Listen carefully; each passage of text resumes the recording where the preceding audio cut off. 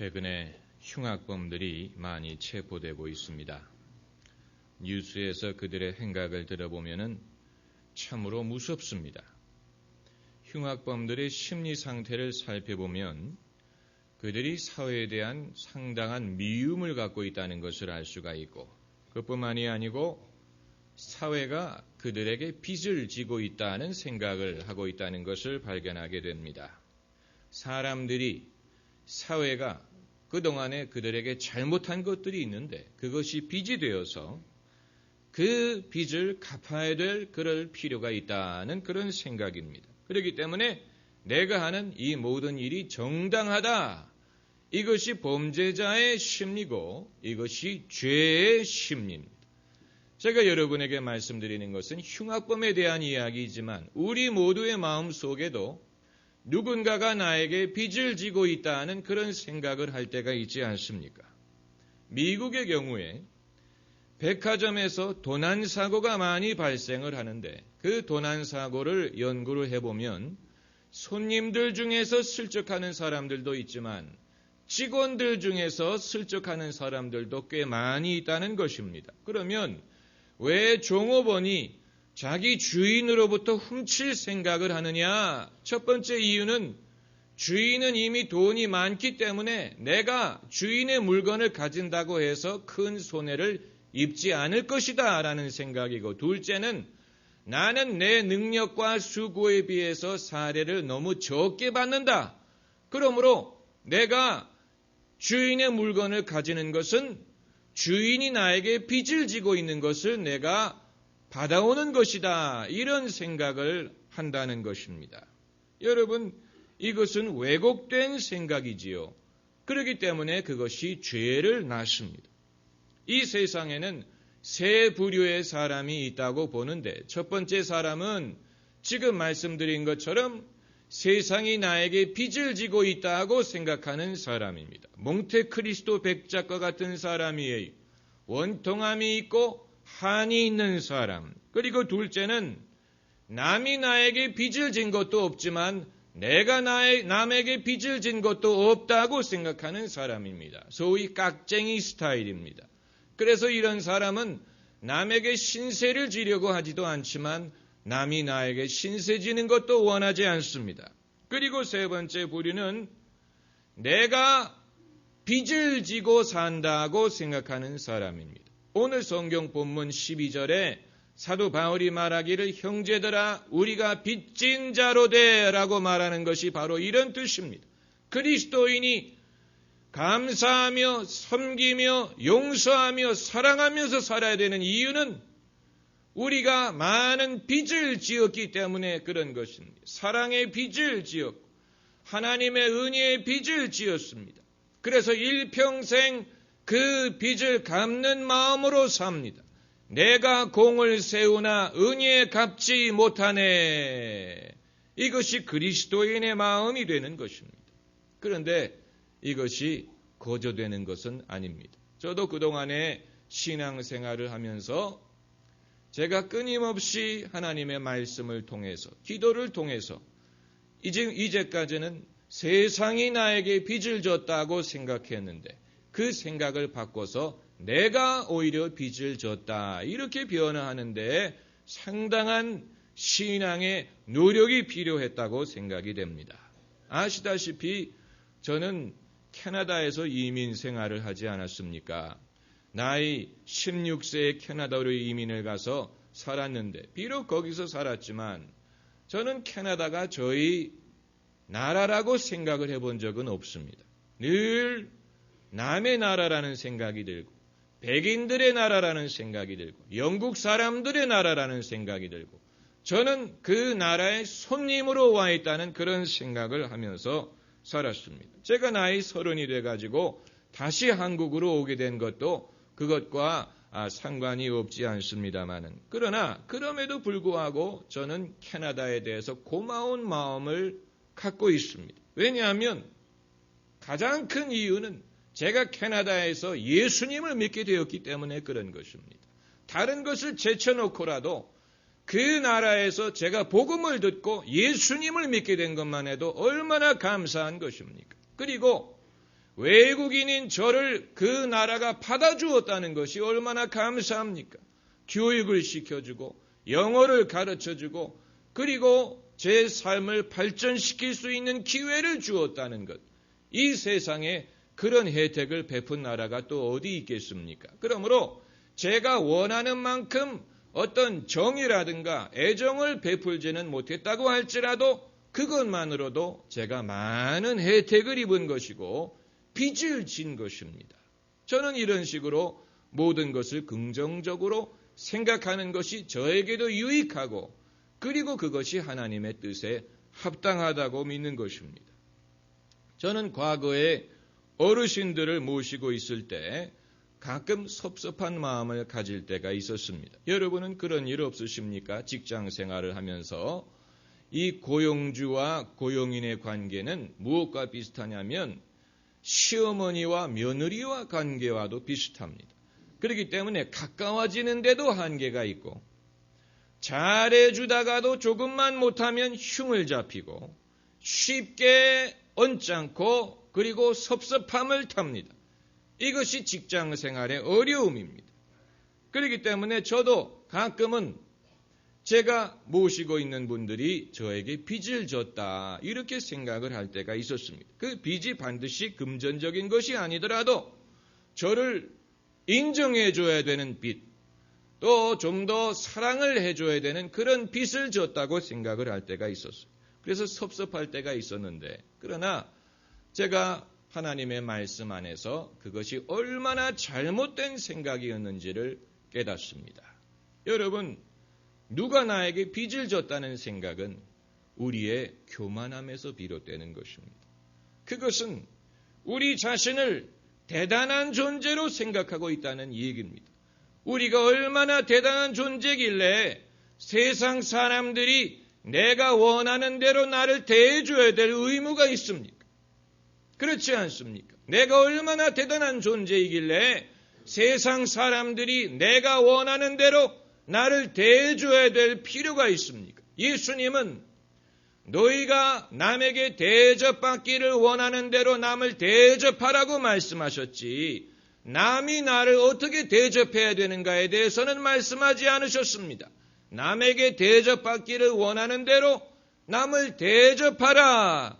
누가 나의 이웃이냐를 묻지 말고 내가 누구의 이웃이 될 수 있는가를 생각하라. 남이 나를 얼마나 사랑하는가를 생각하지 말고 내가 이웃을 내 몸과 같이 사랑할 것을 생각하라는 것입니다.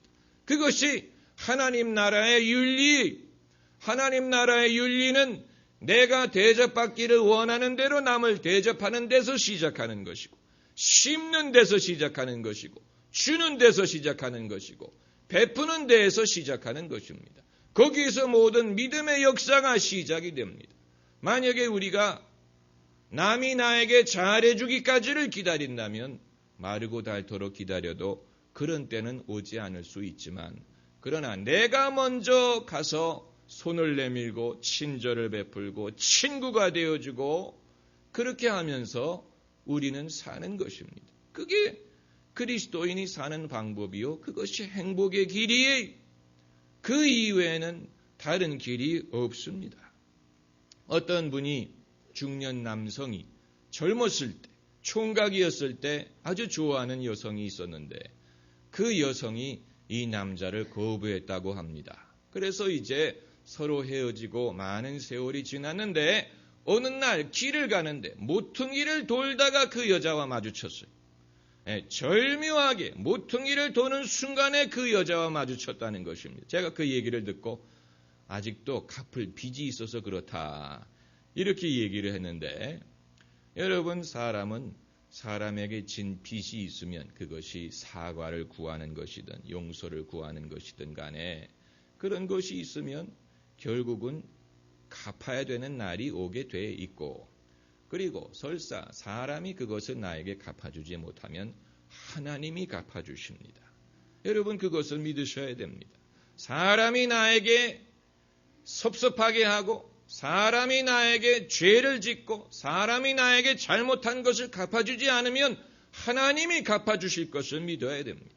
그러므로 사람에게 그것을 요구하려고 하지 말고 하나님께 기도하시고, 나에게 원통함이 있으면 하나님께 기도하시고, 나에게 섭섭한 마음이 있으면 사람에게 마음속에 칼을 갈지 말고 하나님에게 기도하시고, 그러면서 우리는 용서할 수도 있고 이해할 수도 있고, 그리고 상처에서 치유를 받을 수도 있고, 그리고 다시 사람을 사랑하고 또 행복하게 살 수가 있는 것입니다. 그 이외에는 여러분 길이 없습니다.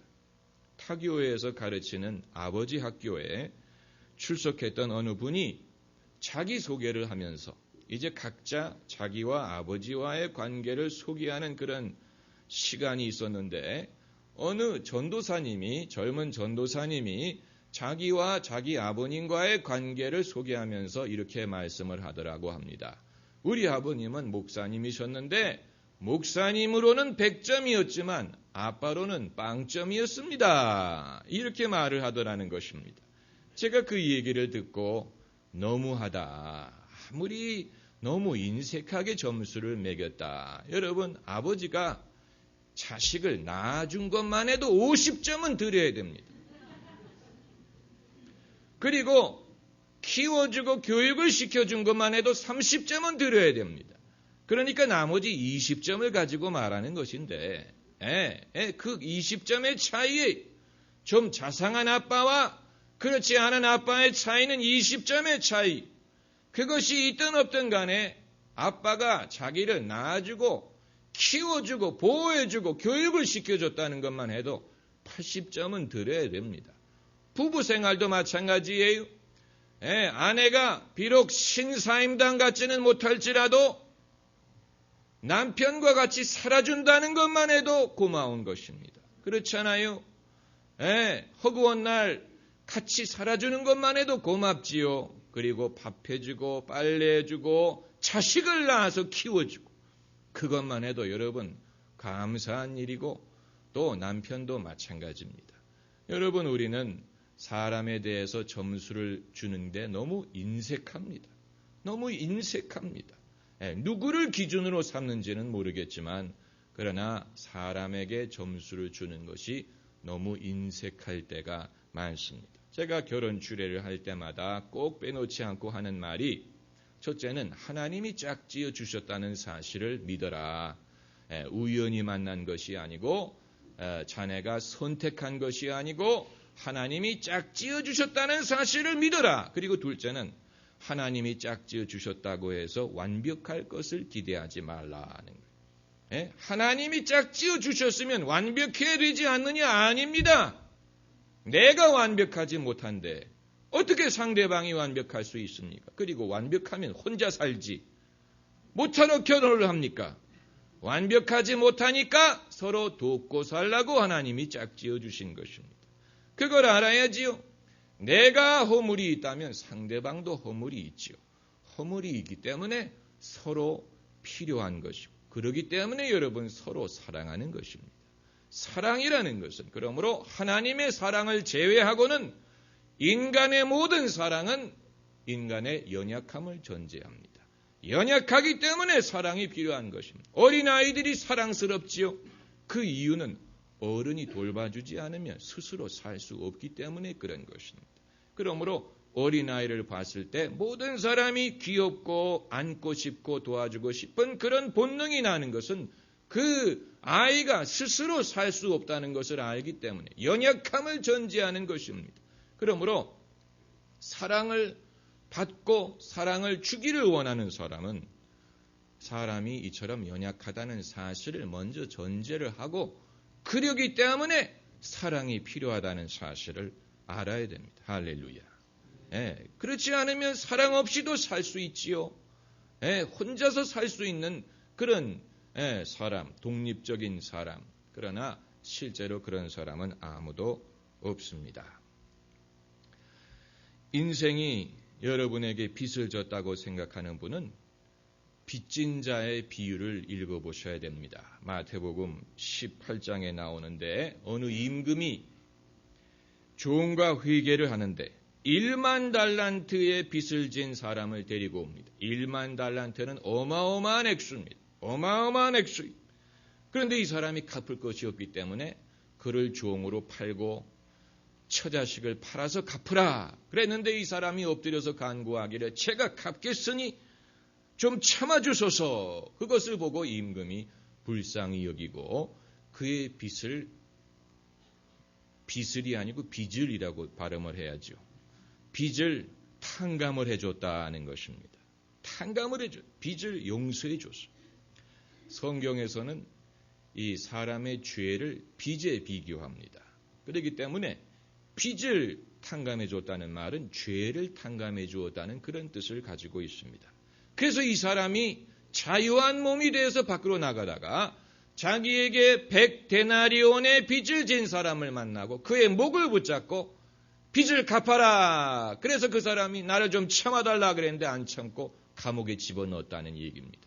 그 얘기를 임금이 듣고 화가 나서 이 사람을 다시 불러서 내가 내 빚을 전부 탕감해 주었거늘 내가 너를 불쌍히 여긴 것 같이 너도 내 종을 불쌍히 여김이 마땅치 아니하냐 하고 그를 옥에 가두었다는 그런 이야기입니다. 여러분 복음의 이야기, 복음이 우리에게 말하고자 하는 것은 하나님이 우리의 죄를 탕감해 주었다는 것입니다. 우리의 모든 죄는 빚입니다. 사람에게 죄를 지은 것도 빚으로 남고 하나님에게 지은 죄도 빚으로 남습니다. 언젠가는 우리가 갚아야 됩니다. 그런데 우리가 그것을 갚을 길이 없습니다. 그래서 하나님이 그것을 탕감해 주었어요. 예수님이 대신 그 빚을 갚으시고 우리의 빚을 탕감해 주었습니다. 그리고 이제 그리스도인에게 요구하는 것은 너희도 서로 용서하라. 서로의 빚을 탕감해 주어라. 이게 그리스도인의 윤리가 되는 것입니다. 다만 하나님이 우리에게 탕감해 준 것은 1만 달란트의 빚이지만 사람이 사람에게 지은 것은 100데나리온밖에 되지 않아요. 작은 일이에요. 내가 지은 죄에 비교하면 내가 입은 신세, 내가 진 신세에 비교하면 사람들이 나에게 진 신세는 작습니다. 그렇기 때문에 골로새서 3장 13절에 서로 참으며 언짢은 일이 있더라도 한번 따라해 보세요. 언짢은 일이 있더라도. 여러분 언짢은 일이 있습니까? 예, 있지요. 언짢은 일이 없을 수 없습니다. 언짢은 일이 있는 것을 이상하게 생각하지 마세요. 어떤 분들은 언짢은 일이 한 번도 없는 날은 오늘은 참 좋은 날이다 이렇게 생각을 하는 경향이 있는데 오히려 언짢은 일이 있더라도 그것을 극복한 날이 좋은 날입니다. 할렐루야. 그런 식으로 우리가 생각을 해야 됩니다. 섭섭한 일, 언짢은 일이 하나도 없는 그날이 best day, 내 인생의 최고의 날이다. 그런 식으로 이상하게 생각하지 말고 언짢은 일이 있었는데 내가 그것을 잘 극복했다. 그날이 best day, 그날이 좋은 날이에요. 이런 식으로 세상을 살면 세상에 두려울 것이 없습니다. 할렐루야. 세상에 두려울 것이 없어요. 그러므로 열쇠는 용서라는 것입니다. 용서. 사람들이 나에게 지은 빚을 용서해 주라는 것. 그것을 탕감해 주라는 것입니다. 그 이유는 하나님이 우리의 죄를 용서해 주셨기 때문에. 어느 청년이 군대에 나갔는데 상관이 하도 자기를 괴롭히는 거예요. 얼마나 자기를 괴롭히는지 총으로 쏴서 죽이고 싶더래. 그래서 총을 들고 자기 상관을 찾으러 가는데 그 순간에 어머니 얼굴이 마음속에 떠오르는 거예요. 내가 만약에 이 일을 저지르면 우리 어머니가 얼마나 슬퍼하실까 그 생각을 하니까 차마 그 일을 할 수가 없어서 조용히 총을 제자리에 갖다 두었다는 그런 이야기를 읽었습니다. 여러분 세상을 살다 보면 미운 사람이 있지요. 원망스러운 사람이 있을 때 여러분 마음속에 그동안에 받은 사랑을 기억하셔야 돼요. 여러분을 사랑하는 분들을 기억하셔야 됩니다. 세상에 미운 사람도 있지만 나를 사랑하는 사람들이 있습니다. 어머니, 아빠, 하나님, 나를 사랑하시는 하나님을 생각하고 그동안에 내가 얼마나 사랑을 받고 내가 얼마나 그동안에 많은 은혜를 입고 살았는지를 생각을 해봐야 돼. 그걸 생각을 하고 그리고 나의 섭섭한 것을 거기에 비교하면 이 세상에 내 마음에 완벽한 것은 없을지라도 그래도 살만하다. 그래도 감사할 만하다. 그래도 참 은혜를 받았다. 이런 생각의 전환이 그때 비로소 가능해지는 것입니다. 왜 일평생 살면서 늘 못마땅 마음을 가지고 삽니까? 여러분 자신에게 그것은 잘못하는 것입니다. 그것을 풀어주세요. 너희가 무엇이든지 땅에서 풀면 하늘에서도 풀리리라. 땅에서 먼저 풀어야 됩니다. 사람의 맺힌 매듭을 땅에서 풀어야 됩니다. 땅에서 풀면 하늘에서도 풀리게 돼 있습니다. 왜 기도의 응답이 안 됩니까? 땅에서 풀어야 될 것을 안 풀고 있기 때문에 그런 것입니다. 매듭이 맺혀져 있기 때문에 그런 것입니다. 그것을 풀으세요. 예수님의 이름으로 풀어버리세요. 그러면 위로부터 하나님의 응답, 하나님의 평강, 하나님의 축복이 임할 수 있는 길이 대로처럼 열리게 될 줄 믿습니다. 기도하십시다.